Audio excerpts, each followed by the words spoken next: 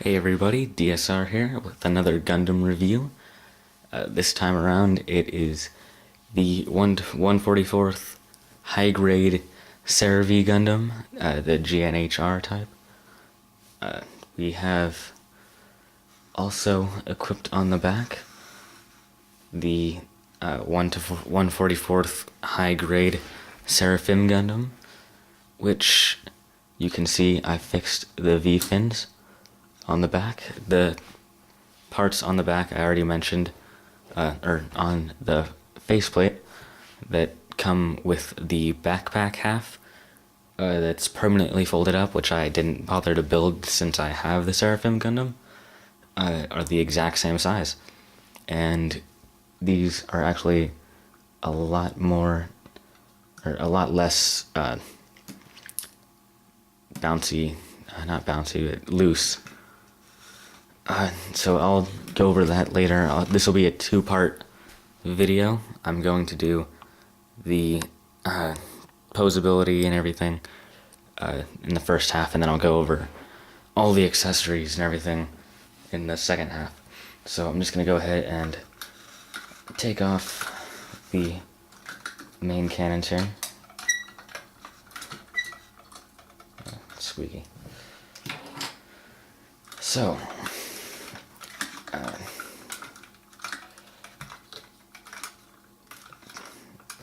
the head has the standard double jointed neck for the 00 series. Can go about that far around when it has the backpack on, before the V-fins actually hit it. These parts on the shoulders can turn if you want them to. They're not really meant to be moved, but they're just pegged on like so. Way too much. There we go. Just on these pegs right here.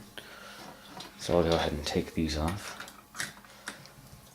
The arms can go pretty much a full 360 if these arms aren't in the way. The arm can twist all the way around if it won't come off. There we go. All the way around, just like the rest of the 00 Gundams. Of course it has the double jointed arm and the wrist, so it can just about touch the shoulder. Put it back, and then the wrist joint can actually go out pretty far, up to about there. And of course the hand can turn all the way around with a little wiggle room. Now the main chest, which I'll cover that in a minute. The Seraphim arms up here have mostly side-to-side movement, and if you want to, you can kind of bend them around and have them stored out of the way back here. So when they're not being used, you can just stick them back there. And for right now, I'll just pop this guy off. Now, it has actually very good articulation in the chest. It can go forwards and back pretty far, side to side pretty far, stretch and stretch. It's on a ball joint here and then another ball joint underneath, and it can turn full 360 without the backpack on. The legs don't have as much room to move around because of the bulkiness of the lower leg, but it can still get up to about there if you really want it to. Doesn't really need to be moved that far. I don't have anything on here right now, but the side skirts, which I opted to have on, or have the part. One complaint I have about this is these cannons that are meant to go on the sides with the GNHW version the poly joints that go in right here, which I don't have in there right now, there's only enough to either put them in the cannons or the side skirts. They didn't think about, putting in an extra set of poly joints to have both of them, which is kind of a letdown because you have to take these apart. Oops, lost one. You have to take the whole thing apart to get to the poly joint. This part back here has to come off. This has to come off, then you have to split it in half. It's just a hassle. So I figured out a way to actually have these on here without having the poly joints, and I'll show that off in the second half.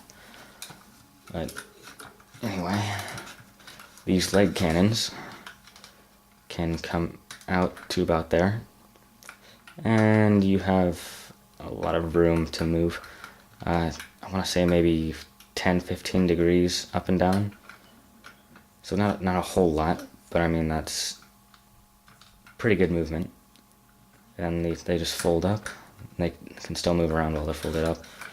And you get the movement from just a little poly joint in there. The legs look big, and they are big, but there were really only 5 or 6 pieces involved in building each one. The main leg is actually 3 parts: the back part, middle part, and then the front part. And there's like 2 or 3 poly joints in there, and that's pretty much all that the leg consists of. It's pretty hollow.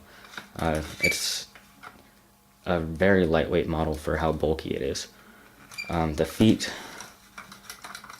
just get about that much room to move around, side to side, just barely. He's not going to be doing a whole lot of splits, but it is a very bulky Gundam. It's not really meant to be doing all the acrobats and everything. I'm not really sure if these count as movements, and I guess they are, but these are just pegged into the sides, like so, on the middle parts. 2 pegs just stick right in there.